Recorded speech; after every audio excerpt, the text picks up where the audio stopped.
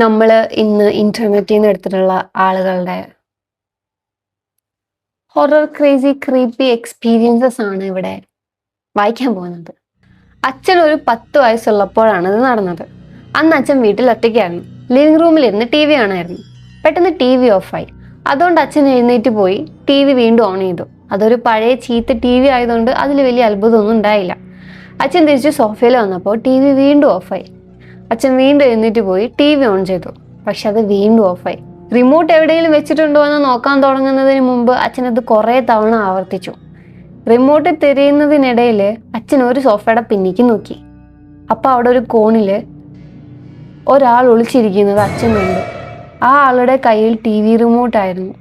ആ മനുഷ്യനുണ്ടായിരുന്നത് നീളമുള്ള മുടിയും കണ്ണുകളിലൊക്കെ ഭ്രാന്തുള്ളൊരു ലുക്കുമായിരുന്നു എന്നാണ് അച്ഛൻ പറഞ്ഞത്. അയാൾ അച്ഛനെ നോക്കി ചിരിച്ചു. അപ്പോൾ അച്ഛൻ ഒരു കൊച്ചു പെൺകുട്ടിയെ പോലെ അലറിക്കരഞ്ഞുകൊണ്ട് മുൻവാതിലിലൂടെ പുറത്തേക്ക് ഓടി. അച്ഛൻ നേരെ അയൽപ്പക്കത്ത് പോയി. അവർ പോലീസിനെ വിളിച്ചു. പോലീസ് എത്തുമ്പോഴും അയാൾ വീട്ടിൽ തന്നെ ഉണ്ടായിരുന്നു. അങ്ങനെ അയാളെ അറസ്റ്റ് ചെയ്തു. ആ മനുഷ്യൻ ഒന്നില്ലെങ്കിൽ ഭിക്ഷക്കാരനോ അല്ലെങ്കിൽ ഒരു മാനസിക രോഗിയോ ആയിരിക്കുമെന്നാണ് അച്ഛൻ ഇപ്പോഴും വിശ്വസിക്കുന്നത്. എന്തായാലും ഈ സംഭവം നല്ല പേടിപ്പെടുത്തുന്ന ഒന്നാണ്. എൻ്റെ കൂട്ടുകാരിയുടെ ചെറുപ്പത്തിൽ ഏകദേശം 8 അല്ലെങ്കിൽ 9 വയസ്സുള്ളപ്പോൾ ഉണ്ടായ ഒരു അനുഭവത്തെക്കുറിച്ച് അവൾ എന്നോട് പറഞ്ഞിട്ടുണ്ട്. അവൾ സ്കൂളിൽ നിന്ന് നടന്ന് വീട്ടിലേക്ക് വരായിരുന്നു. വീട് തുറക്കാൻ അവൾ താക്കോല് പുറത്തെടുത്തു. അവൾക്ക് അമ്മ മാത്രമേ ഉള്ളൂ. അമ്മ ജോലിക്ക് പോകുന്ന ആളാണ്. വർക്കിംഗ് ഡേയ്സിലൊക്കെ അവർ വൈകിയാണ് വരാറുള്ളത്. അവൾ വാതിലിൽ താക്കോലിടാൻ കൈ ഉയർത്തിയപ്പോൾ അന്ന് അസുഖം കാരണം ജോലിക്ക് പോകാതെ നേരത്തെ വന്ന അവളുടെ അമ്മ വന്ന് വാതിൽ തുറന്നു.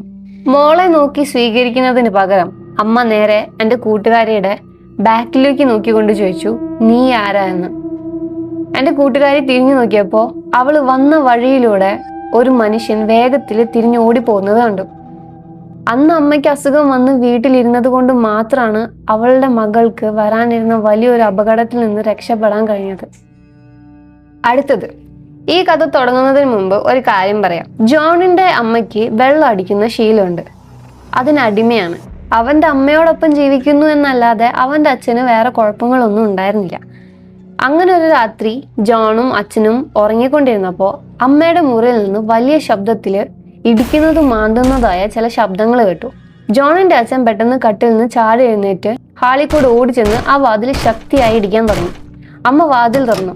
തന്നെ ശല്യപ്പെടുത്തരുതെന്നും താൻ ഉറങ്ങുകയായിരുന്നെന്നും പറഞ്ഞ് അച്ഛനോട് ദേഷ്യപ്പെട്ടു. പുള്ളിക്കാരി ഉറക്കത്തിലായിരുന്നില്ല എന്നും ആ ശബ്ദങ്ങളൊന്നും കേട്ടിട്ടില്ലെന്നും പറഞ്ഞു. ജോണിന്റെ അച്ഛൻ വിചാരിച്ചത് പുള്ളിക്കാരി വീണ്ടും വെള്ളം അടിച്ചിരിക്കുകയാണെന്നാ. പക്ഷെ അവിടെ വേറെ എന്തോ പ്രശ്നം ഉണ്ടായിരുന്നു. ആളുടെ റൂമിന്റെ ജനല് മുഴുവനായിട്ട് തുറന്നിട്ടിട്ടുണ്ടായിരുന്നു. ടി വി മുറിയുടെ ഒരറ്റത്ത് നിന്ന് മറ്റേ അറ്റത്തേക്ക് മാറ്റി വെച്ചിട്ടുണ്ടായിരുന്നു. അതിന്റെ സ്ക്രീന് പുറത്തേക്ക് തിരിച്ചു വെച്ചിരിക്കുന്ന രീതിയിലായിരുന്നു. ജോണിന്റെ അച്ഛന് ശരിക്കും പേടിയായി. അയാൾ പോയി ജനലടച്ചു. തന്റെ ബെഡ് എടുത്തു. അമ്മയുടെ മുറി പുറത്തു നിന്ന് പൂട്ടി. അമ്മയുടെ ലിവിംഗ് റൂമിൽ കിടന്നുറങ്ങാൻ പറഞ്ഞു. അയാൾ എന്നിട്ട് രാത്രി ഉറങ്ങാതെയായിരുന്നു. പുലർച്ചെ 5 മണിക്ക് അയാൾ ജോണിനെ വിളിച്ചുണർത്തി. അപ്പോഴും പുറത്ത് നല്ല ഇരുട്ടായിരുന്നു. ജോൺ അടുക്കളയിൽ ചെന്നപ്പോൾ അവിടെ അവന്റെ അമ്മ നിൽക്കുന്നുണ്ടായിരുന്നു.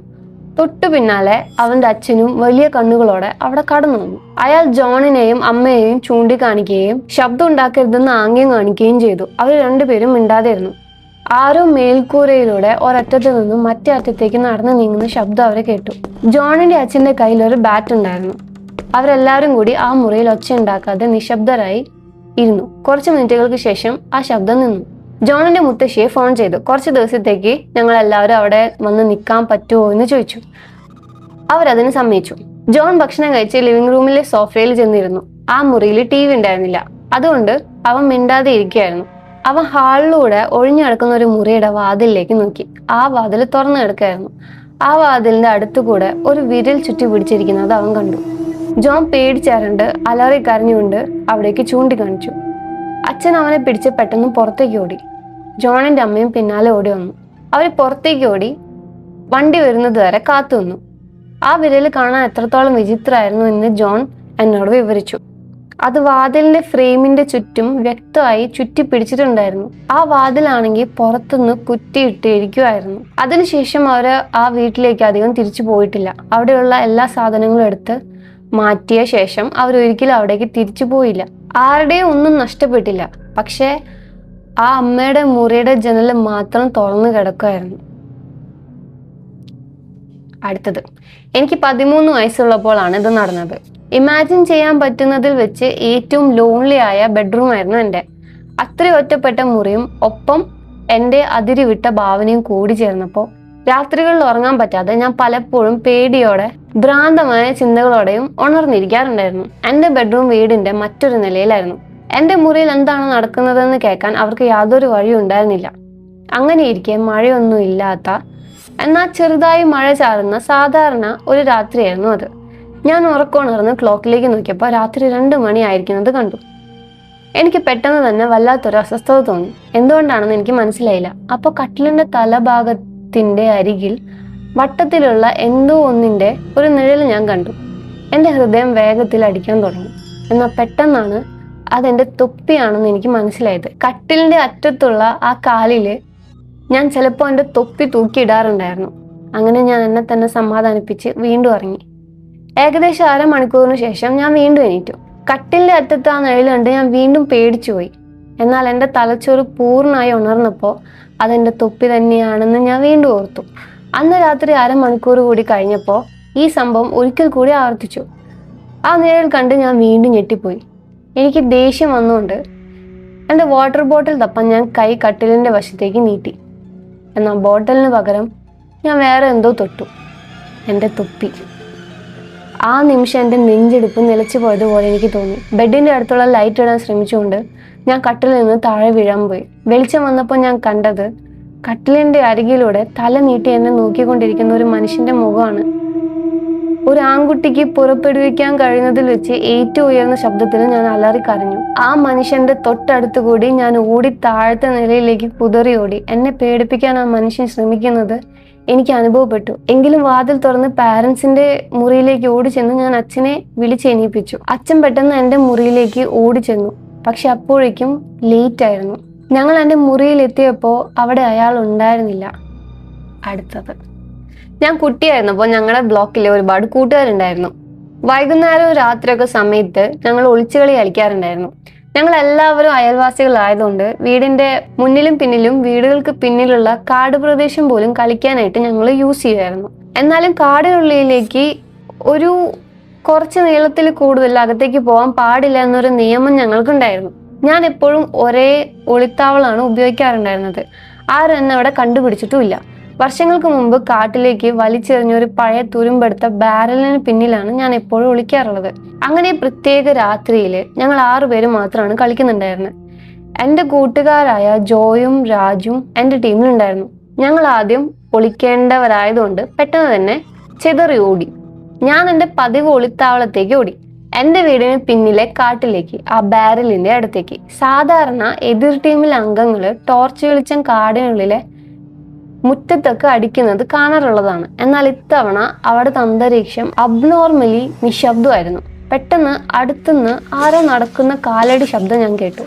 ടോർച്ച് വെളിച്ചമൊന്നും കണ്ടില്ല. എൻ്റെ ടീം അംഗങ്ങളിൽ ആരോ ആണെന്നാണ് ഞാൻ കരുതിയത്. ഞാൻ ജോയുടെയും രാജിന്റെയും പേരുകൾ പതുക്കെ വിളിച്ചു നോക്കി.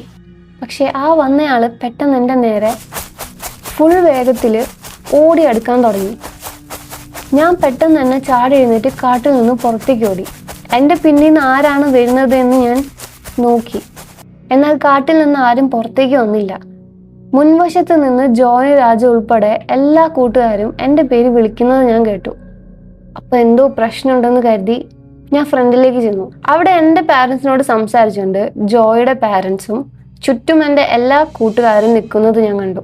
എന്നെ കണ്ടപ്പോൾ എൻ്റെ പാരൻസിന് വലിയൊരു ആശ്വാസം തോന്നിയതുപോലെ. അതുകൊണ്ട് ഞാൻ ശരിക്കും കൺഫ്യൂസ്ഡ് ആയി. ആ പ്രദേശത്ത് ഒരു സീരിയൽ റേപ്പിനെ കണ്ടിട്ടുണ്ടെന്നും എല്ലാ കുട്ടികളും വീടിനുള്ളിൽ തന്നെ ഇരിക്കണമെന്നും ഒരു പോലീസ് ഉദ്യോഗസ്ഥൻ വന്ന് മുന്നറിയിപ്പ് നൽകിയിട്ടുണ്ടെന്നാണ് അവർ എന്നോട് പറഞ്ഞത്.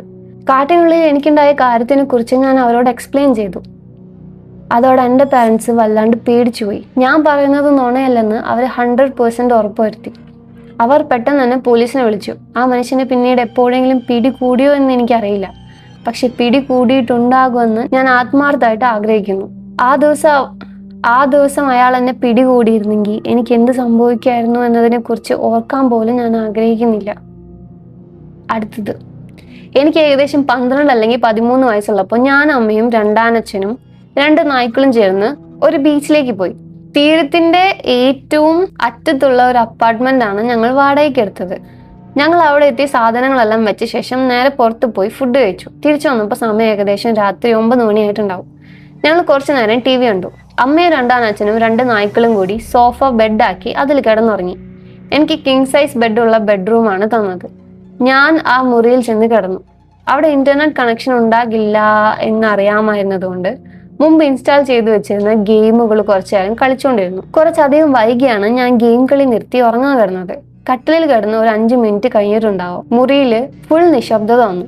പെട്ടെന്നാണ് വളരെ ഉച്ചത്തിലുള്ള ഒരു ദീർഘശ്വാസം ഞാൻ കേട്ടത്.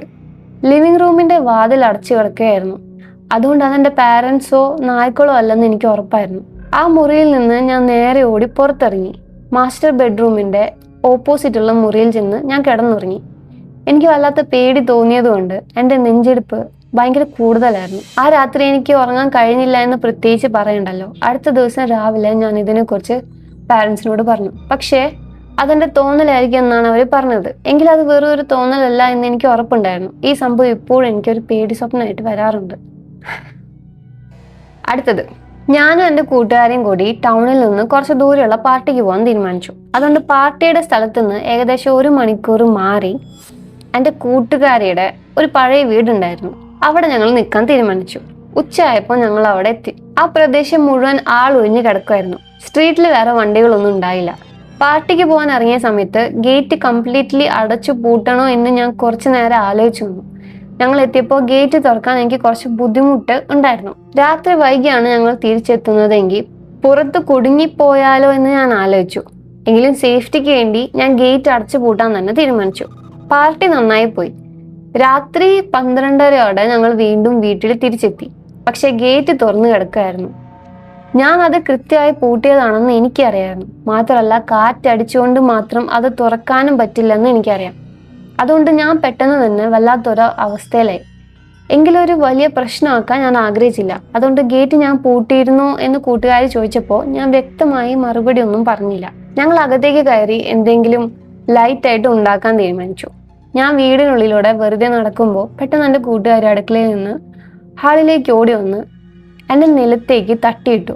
പുറത്താരോ നടന്നു പോകുന്നത് ഞാൻ കേട്ടു എന്ന് അവൾ ഉറപ്പിച്ചു പറഞ്ഞു. ഞങ്ങൾ സ്വയം ഒന്ന് കൺട്രോൾ ആവാൻ ശ്രമിച്ചു. പക്ഷെ അവിടെ ഫോൺ സിഗ്നൽ ഒന്നും ഉണ്ടായില്ല. ചുറ്റുവട്ടത്ത് വേറെ ആരും ഉണ്ടായിരുന്നില്ല. അടുത്ത 1/2 മണിക്കൂറോളം ഞങ്ങൾ പേടിച്ചറിഞ്ഞ് ഹാളിൽ തന്നെയായിരുന്നു. അതിനിടയിൽ പുറത്തുനിന്ന് ആളുകൾ നടക്കുന്ന കാലടി ശബ്ദവും ബാക്ക് ഡോർ ആരോ കുത്തി തുറക്കാൻ ശ്രമിക്കുന്ന ശബ്ദവും ഞങ്ങൾ കേട്ടു. അങ്ങനെ ഞങ്ങൾ അവിടെ നിന്ന് രക്ഷപ്പെടാൻ തീരുമാനിച്ചു. ഞങ്ങൾ സാധനങ്ങളെല്ലാം പെട്ടെന്ന് പെറുക്കി കൂട്ടി കാറിലേക്ക് ഓടാൻ റെഡിയായി. ഫ്രണ്ട് ഡോറിന്റെ അടുത്ത് ഞങ്ങൾ എത്തിയ അതേ നിമിഷം തന്നെ പിന്നാമ്പുറത്ത് നിന്നൊരു വലിയ ശബ്ദം കേട്ടു. പെട്ടെന്ന് 100 കണക്കിന് പക്ഷികൾ ഒരേപോലെ അലറിക്കരയുന്നത് പോലെയുള്ള ശബ്ദം. ഞങ്ങൾ ജീവനും കൊണ്ട് കാറിലേക്ക് ഓടിക്കയറി. ഞങ്ങളുടെ സാധനങ്ങൾ പോലും സീറ്റിലേക്ക് വെക്കാൻ സമയമില്ലാതെ മടിയിൽ വെച്ചുകൊണ്ട് തന്നെ ഞങ്ങൾ കാർ സ്റ്റാർട്ട് ചെയ്തു. ഞങ്ങൾ ഡ്രൈവ് വേയിലൂടെ പുറത്തേക്ക് റിവേഴ്സ് എടുത്ത് പോകുമ്പോൾ വീടിന്റെ അടുത്തു കൂടി ആരോ ഞങ്ങളുടെ നേരെ ഓടി വരുന്നത് ഞങ്ങൾ കണ്ടു. ഞങ്ങൾ കാർ ഒട്ടും സ്പീഡ് കുറയ്ക്കാതെ ഓടിച്ച് വീട്ടിലെത്തി. ആ രാത്രി മുഴുവൻ ഞങ്ങൾക്ക് ഉറങ്ങാനേ പറ്റിയിട്ടില്ല. നിങ്ങൾക്കും ഇതുപോലത്തെ എന്തെങ്കിലും സ്കേറി, ഡിസ്റ്റർബിങ്, ഹൊറർ എക്സ്പീരിയൻസ് ഉണ്ടായിട്ടുണ്ടെങ്കിൽ ലെറ്റ് മീ നോ. കമന്റ് ഇട്ടിട്ട്